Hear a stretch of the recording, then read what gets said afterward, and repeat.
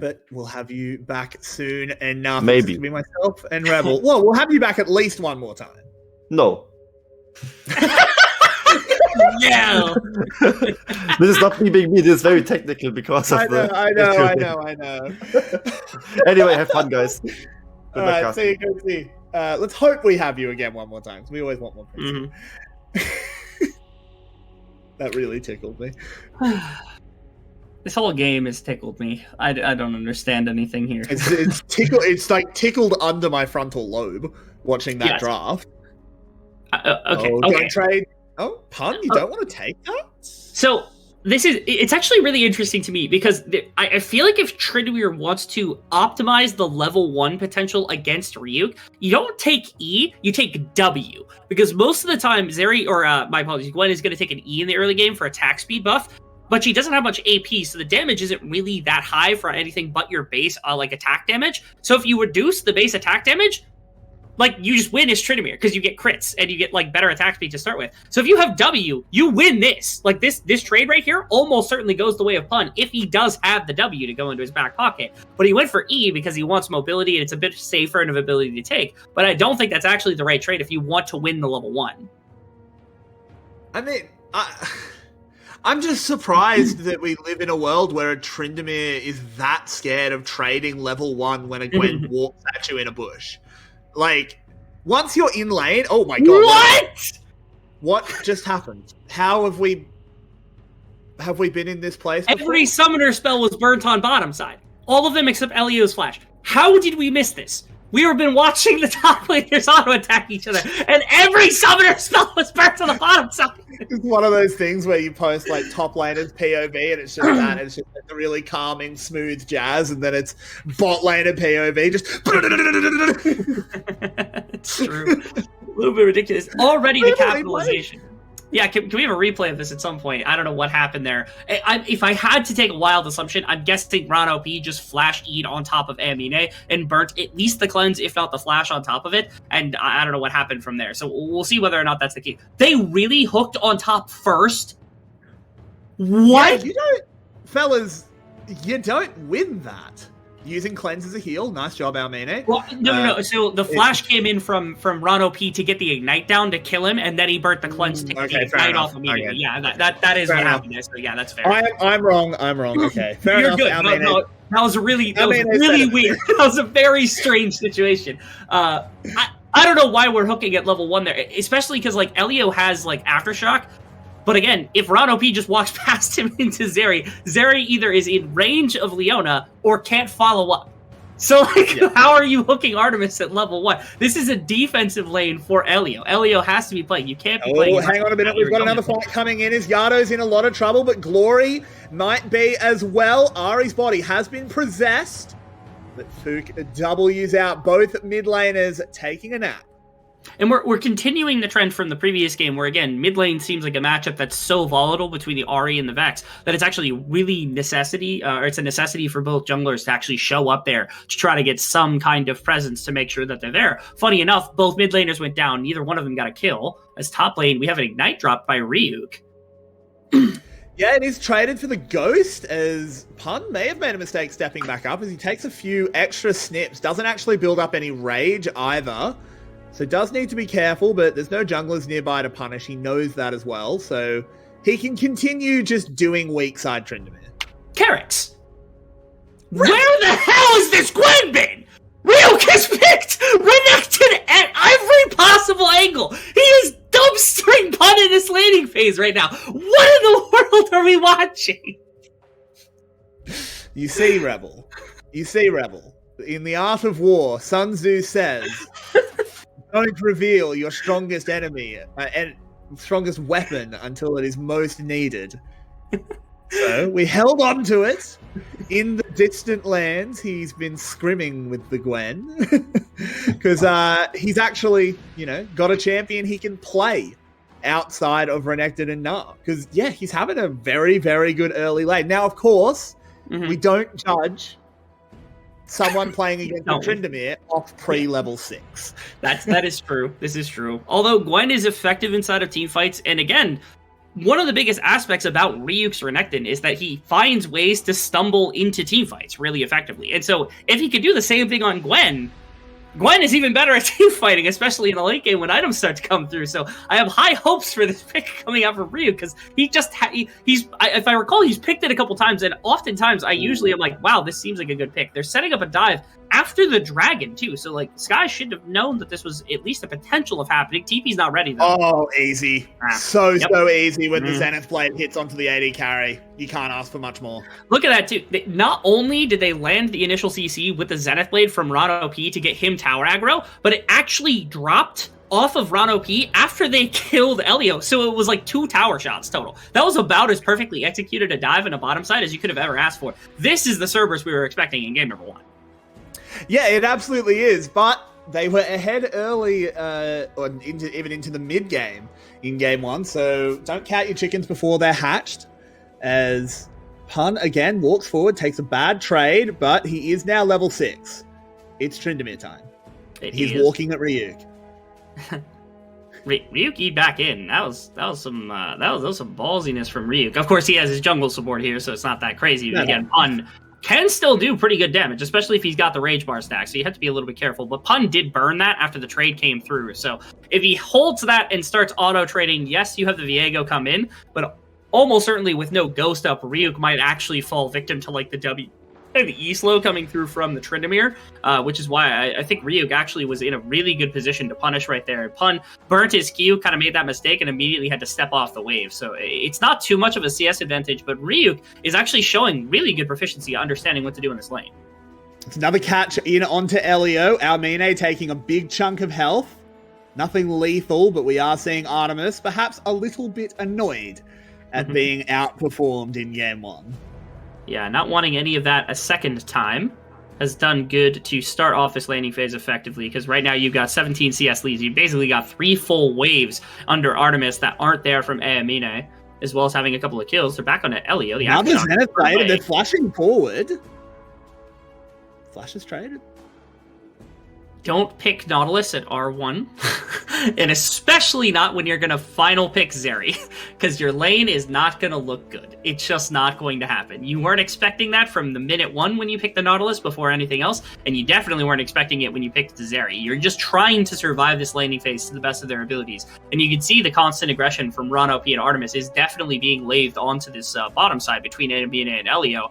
Here, they're getting a nice back off, which means they could rotate to Rift Herald, but it seems like no one cares, actually, from Sky to actually go to topside. The Viego is still just farming that Strakthar. He's nowhere near topside. He's comfortable. His red just got taken by Pun, and the Rift Herald's getting soloed by Fook 1. This has got to be... And we have a kill on the bottom side. Okay. One day we'll see a kill. Maybe. I think it's possible. But we should get a replay on it. I mean, I think we can figure out what happened, and E landed. We don't summon her spell either. In fact, actually, okay, a flash, a cleanse, and a cleanse were actually both burnt from Amine, even though no summoners were actually used from Ron OP.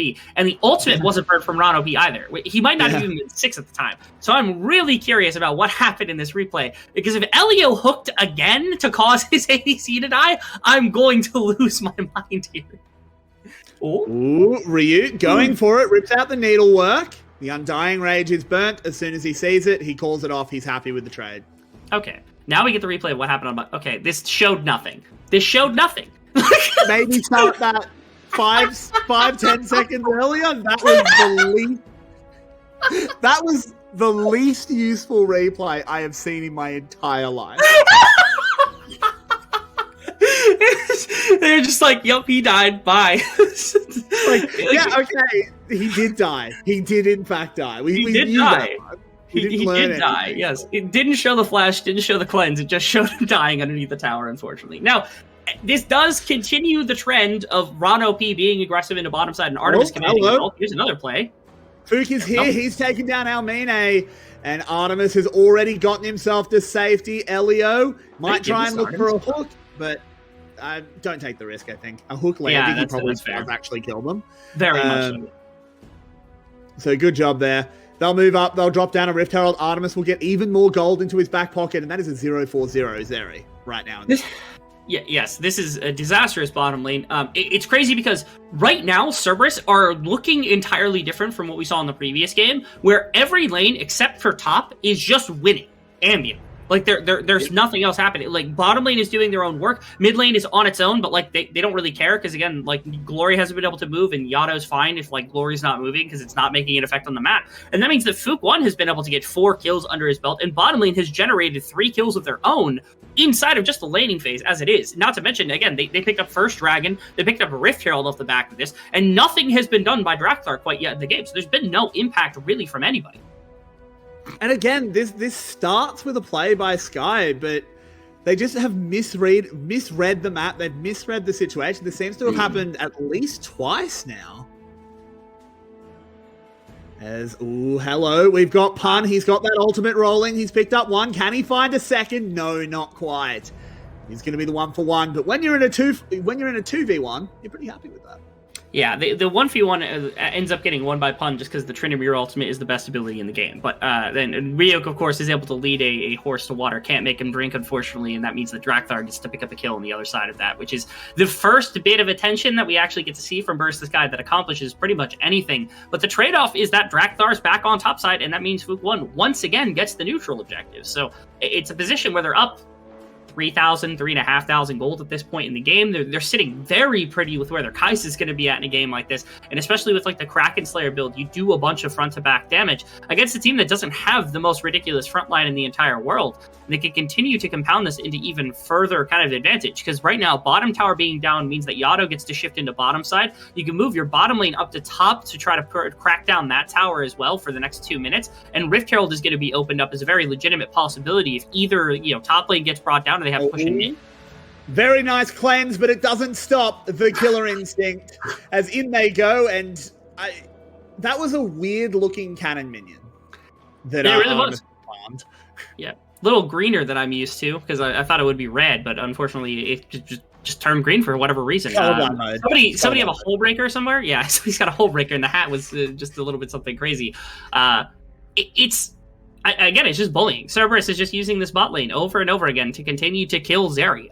This is a massive byproduct of draft. This is a massive byproduct of the fact that bottom lane is very talented from Cerberus. But again, I cannot stress enough how hard it is to play out a Nautilus lane when you first pick it over the other support. And even worse, how hard it is to play when you put a Zeri alongside it in a laning phase when the other team can be as aggressive as they've been. Yeah, and I mean, this is what we expected out of Cerberus' bot lane. We got a little bit of it in game 1 in the laning phase. Of course, as the game played out, it didn't go that way. No. But so far, I'm obviously not particularly impressed with Sky. Almine, he's the one that looks really bad on the scoreboard, and he hasn't played well. Let's get that out of the way. But I really do think Elio, kind of caping for him a little bit. The fact that he's only 0-2, if he sits there and goes, what can I do? What can I do? My ADC, he keep dying. Ignore the fact that I'm getting him killed. Yeah, the fact that there are 5 deaths on Amine is a byproduct of Amine having some bad play and having positioning that's like been punishable from the side of Cerberus. But also the fact that, like, again, he's in a weak lane with a Viego jungle means that he's getting no ganking pressure. Nothing was happened in mid lane to actually generate anything where Gloria was able to move either. They're not really focusing on trying to take big team fights, so they can't use their Gwen and their like through damage from the combination of Gwen and Zeri in a fight at all, basically. And so every possibility of using the Zeri effectively at the beginning of the game is just nowhere to be seen right now from the side of Burst the Sky. And the trade-off for this is like, your Viego's doing okay? Like, that to me is not worthwhile enough. And once again, Herald picked up, as we did see kills going over. This is actually Sky firing back pretty well. Cerberus are still poking around, but with Fook dead, I don't think you can do much about this Rift Herald. I think you just give this one up. It's only the second Herald. You don't lose the game for this. Yeah, plates are down. You're not that concerned with it. You just picked up top tower. The trade-off was 700 gold shutdown from Fook1 into the pockets of Drakthar, which isn't great. Again, Viego seems to be the massive beneficiary. Fook1 is sitting here covering for topside because they want Kai'Sa to get free gold. And obviously, like I said, it's just CC that comes through in spades right there, as there aren't enough members from the side of Cerberus to really help out Fook1 in any significant fashion. The kick also, I don't think was used in the midst there, so I think it was just Fook1 thinking, okay, I can get out, I can do anything I want. And then, of course, Drakthar is actually quite strong right now. Glory has gone in with that Okay. Vex ult. Now I'm beginning to see some cracks in the armor. The Cerberus are getting caught out. Ryuk flying forward with the needlework. Won't actually be able to convert. Oh. There's a tag onto Artemis. I don't think he ever follows that in. That would be a little bit suicidal. We are going to see this Herald crash. And while we have a moment where I don't think the teams are going to throw each other at each other, you know what I mean? Yeah. Play to the Ruin King on Tryndamere. That is an interesting What do you decision. think? Okay. I'm going to hang out for a second because Pun's actually running in. That he is, as the fight is starting off. Artemis going very low at the start of the fight. Burns his heel already. Cerberus kind of getting chunked out. But nothing lethal is dealt. Yeah, for Tryndamere's, we had some pretty crazy builds here in the VCS. I remember the Gourd Breaker, I remember the Stride Breaker, I remember, I think we had a Sunderer at one point as well, which is just like... we get some wacky builds. For wacky builds, I don't think Blade of the Ring King is the most ridiculous. Crit obviously is incredibly valuable. Having the Gale Force is incredibly good too, or something that can keep them within range, like the Stride Breaker quickly, is also quite nice. But Sustain against the Gwen is a very valuable tool when she has Sustain to be able to actually fight you in the laning phase. This is what we saw earlier.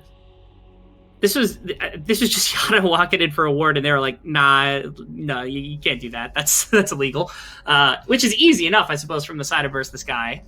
They are up 3 dragons, which is still terrifying as a prospect inside of a game like this. But the biggest thing is Kai'Sa is still incredibly strong. Yeah, this is a good position for Cerberus. Obviously, the last couple of minutes have been a bit sloppy with 2 big pick-offs going over that just absolutely didn't need to happen. Did lead to that mid-tower falling. So definitely still not the level we want out of Cerberus. It's really not good enough. But, as you said, Soul Point is still skewered. It is a Hextech Soul. They're okay. But you know who's not okay? Artemis, but never mind. I tell lies. He gets the shield. He lives. Glory now going low. Fook is tagged up. Yado dives into the backline to pick up the kill onto that mid laner. Fook will be traded. This gives a reset over to the Viego if they actually want to use it. As Almine now trying to get away from Pun, but you can't dodge sword as he brings it down. This is a lot of kills going over. Drafthar's in trouble, uses his ultimate once again, trying to find some space as Rono P pulls him away. Yado kiting out with that W. Ryuk going low as well. He falls to the Tryndamere, and Cerberus have found themselves a big fight. Yeah, they do find a couple of kills. They don't lose Artemis in the process, and he's able to get back to catch the mid wave, which is another really big aspect of this, is that that's a good amount of gold that would have been lost, and that could have actually been a trade for Sky, as they bring in a number of members, and it didn't really look awful for most of that fight, actually, from Burst the Sky, because they shoved out Artemis. They ended up getting a pick at the very beginning. They found Fook 1 again, and it was a situation where Drakthar was able to be a big contributor. They got a kill on Zeri during the course of this process, but they're not quite there. They're still down a very high amount of gold. And so when Pun actually walks in with the ultimate, things get really, really rough to have to deal with. Because the Tryndamere on this Blade of the Rune King isn't the most powerful, because again, the crits aren't getting dropped, but attack speed and lifesteal are quite nice. That was the initial play. I really thought it was just going to be an assassination. But again, Artemis was able to use that ultimate to get out. How did Elio's hook miss? That's the first Nautilus hook I think I've ever seen miss before in my life. Yeah, normally it would have bent to try and get there. This is where... This is high-level Tryndamere gameplay. Yeah, high level. Just stands in the face of Amina. And you can see on the other side of the fight that Drakthar is doing some decent work, is able to get out of the fight. Ryuk is trying to turn things around and actually does a really good job of it, if it weren't for the fact that, again, Tryndamere is just doing Tryndamere things and standing in his face, making sure that he's not able to do anything. Because he nearly takes out 2 full members with just the ultimates of his own volition inside of the back of that team fight. If he has further support, like if he's got Amina there because he doesn't get run down, or if Glory has a little bit more damage to work with in the midst of that fight, then all of a sudden, I really do think that Ryuk actually makes enough of a significant impact to change the way that fight turns out. Maybe even burns Pun's ultimate and prevents him from kind of walking through and getting anything else in a fight like that. But unfortunately, not going to be the case. And it is going to be Burst the Sky that loses yet again. This time, the mid fight ends up going down pretty heavily in the favor of Cerberus. I'm a little bit worried because we could see how much work Pun was doing. He hasn't even got a mythic, and he didn't even press his ult in that last fight. That was Tryndamere without his most degenerate option. So things may be getting worse rapidly for Sky, but they have shown signs of life, and this is far from over.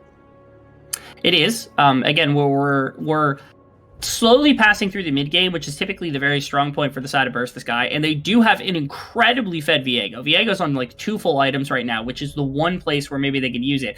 The problem is, I've seen it so many times from the VCS where we have a Viego, and so much of the early game is sacrificed to make sure that the Viego gets out and is able to team fight effectively, that the game is effectively thrown in the process. And so Drakthar needs to show that if they're going to throw a game or put a lot of index a bunch of resources into him, that it's going to have to be valuable. You can see the gold is actually quite close in a number of different matchups, less than a couple hundred. Like top and jungle are kind of mixed out. Mid lane is basically the same. The one massive gold advantage that sits here, and most of the gold advantage in general for Cerberus, is actually sitting in Artemis, which is, you've seen what Glory is able to do to Artemis in a full combo and drive him out of a fight. So again, if you land one of these big name combos inside of a fight, if Ryuk is able to land enough ultimates in the midst of a fight as well onto the Kai'Sa, all of a sudden you do lose a very large amount of the advantage that you hold. That said, it is hardly an uncomfortable position for Cerberus to be looking at a gold lead and saying most of it's Artemis. He has been in this position many times before, and no doubt he will be many times again. Has gone the Collector. Second item, it's pretty standard on Kai'Sa, to be fair. But I'm hearing a sigh.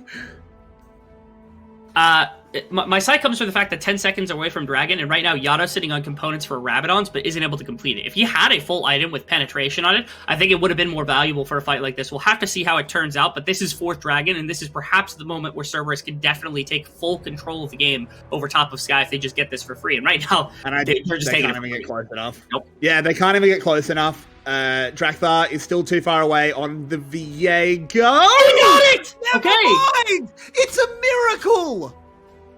There we go. Somehow and in some way, Sky are actually able to kind of like, they 5-man death ball through the river, and Cerberus is actually so split up, they can't find a moment to actually infringe upon the positioning that Sky takes from mid lane directly into the river, and it gets Drakthar close enough to steal the dragon, which is, again, I was complaining a second ago because I'm like, okay, Glory is not prepared for a fight like this. If you go for like Shadow Flame or you go to Void style, something like that, and you try to go for an assassination onto Artemis, it works better than just having the flat AP. But now they get another 5 minutes. Rabadon's going to be done the next time. You're going to have like Nashter's done onto Ryu. Some of these item breakpoints, especially like even Death Stance for Drakthar, are going to be reached the next time they get here. This is a real opening. That might have legitimately shifted the way that this game turns out, because all of a sudden Sky is going to hit these breakpoints for the next time they have to actually fight. That is a real shocker. They needed to have some zoning. It was way too close. Drakthar, super clutch stuff. Have to give him credit where it's due, but he should never have even had the chance. He's a Viego. He's not that mobile. You can stop him. Yeah, burnt the ultimate right there. Didn't even have to burn the flash to get in the pit, which I thought was going to be necessary. Pun in the side lane up against Ryuk. And obviously, Ryuk was really close to actually dropping him in a health bar. But again, Pun exists as a Tryndamere. And again, Tryndamere's ultimate is the best ability in the game. So we're just not able to win in a side lane fight when Tryndamere's got enough damage. There's nothing you can do about that. And now a team fight breaks out. Yeah, Ron OP is on the front line, moves away. Hook gets hooked, but throws the foot into response. You're in shambles today, Rebel. Absolute shambles. Poor Elio, man. It was a decent hook. He didn't have ultimate for that, though. And I was like, okay, he presses hook, he ults through 4 members, and all of a sudden the Zeri damage actually is enough. Glory's able to get into somewhere. But he just didn't have ultimate, so he just hooks to his death, which is unfortunate. And now this opens up Baron, so all of that talk that I had seconds ago, which is like, okay, if they just wait for the next Dragon fight or wait for the Baron fight when their item breaks point come through, maybe they can look for something. But this Baron is going to be enough gold and enough pressure that they're going to be able to, at minimum, shove in the towers necessary. They'd have to have another steal right here. It's got to be a play to actually grab it. They can't do that. And to me, this is now the nail that starts the coffin altogether here for the side of Sky, because now Cerberus, again, the gold advantage is too high. They're going to be able to start pushing towers and lanes and stuff like that, and that's going to set them up for the 4th Dragon. This is the one-on-one, and again, Ryuk does a more than admirable job, but it's a Tryndamere, so like, what are you supposed to do about it? Yeah, that's really, you just don't really have the buttons to deal with that one. The rest of this fight, I mean, if you continue through the rest of this one, I think they do a good job of actually dropping Drakthar's tools inside of a fight like this because the flash gets burned. This is, again, you press ultimate onto Rado P here, you knock 3 people up, and, like, this fight looks okay. But Elio doesn't have the ultimate, which is what kind of drives me insane. And now, Pun can just do anything he wants. Okay, Glory's just playing with fire a little bit here by just, like, bouncing around and fearing people, but Pun is never under any threat. Yato's never under any threat. This is just them probably being able to walk the game in relatively easily. Again, they're not going to have to force a fight at any point for like the next 6 to 7 minutes because they've got the Baron, they'll have the Dragon, they'll have the push. What about not forcing fights? Well, when you've got Rono P with the laser-guided Zenith Blades, you may as well. They trade it back onto 1. Tower's actually falling on the side lane. This could be a bridge too far by Cerberus, but Fook is on this Lee Sin. He is very mobile. Our Mine is terrifying, though. This is actually a real problem. Oh, no, they're missing a lot of skill shots here, Rebel. They are missing too many skill shots, and our Mine has the chance to absolutely pop off. But they do turn it around and put that one in the grave. That looked very worrying for a moment. It was until Tryndamere enters the fight. Right there, you can see Amine is trying to put the team on his back and carry everybody like a backpack in a game like this, and came remarkably close during that one because he was so ridiculously close to getting like a triple kill and being able to drive off a number of the members here from the side of Cerberus, but it doesn't happen. Instead, Pun gets to kind of infringe upon top lane, gets to walk down, pick up a couple of kills for himself, grab the mid inhibitor tower. Pun is just making the massive difference in this one. The beginning of the game didn't look good. The landing phase was not particularly impressive, actually, but it ends up being Pun scaling that really is taking Cerberus to the next level in this. Yeah, and we see here, it starts with this pick onto Drakthar, which it just takes so long. Stopwatch is just a really good item. It is. It takes so long, and it stalls them out so long that, like, again, the threat really comes through that, like, Artemis has been dropped. All of a sudden, you've lost at least one member. Fook 1 has been dropped pretty heavily, and Amine is full health through the majority of this. It can't quite finish off the kill onto Fook 1. Artemis goes back in, which is the one mistake that I think does happen here from Cerberus, or the biggest mistake that happens here from Cerberus, that, like, if there's no Tryndamere, almost certainly Amine kind of cleans up everything. This is huge, it kind of takes away your whole advantage of Baron. It's a big competition, yes. Because this is Soul once again. This time, it's going to be a fight. Ooh, Pun is actually going over to the top side. Ryuk's getting caught on a ward. Different angle. Pun is also on a ward, but he doesn't quite know it. They've caught the Gwen, though, and they can't collapse on the Tryndamere at the same time. This will not be a trade. This is now just a 4v5. Pun is able to activate the Ghost, run on forward. He's CC'd for a long time, but he's still able to do Tryndamere things on the other side of the fight. Look at this. They are melting away. And Cerberus aren't even going to get the Dragon. They're just going to walk it up the mid lane. It's a really difficult position to be in, but even if they're relatively even in gold right there, there's almost no way that works out for Burst the Sky because they caught out Ryuk so quickly in that fight, trying to go for a flank, trying to do reactive things on this Gwen, which, again, I talked about being a much more valuable tool on the Gwen here, but gets caught out so quickly in this and gets brought down with no response, and it means that a big portion of your teamfight damage is just gone from the side of Burst the Sky. They were in a rut. They made it a lot closer than I thought it was going to be, but Cerberus ultimately, after that amazing early game, easily takes this one.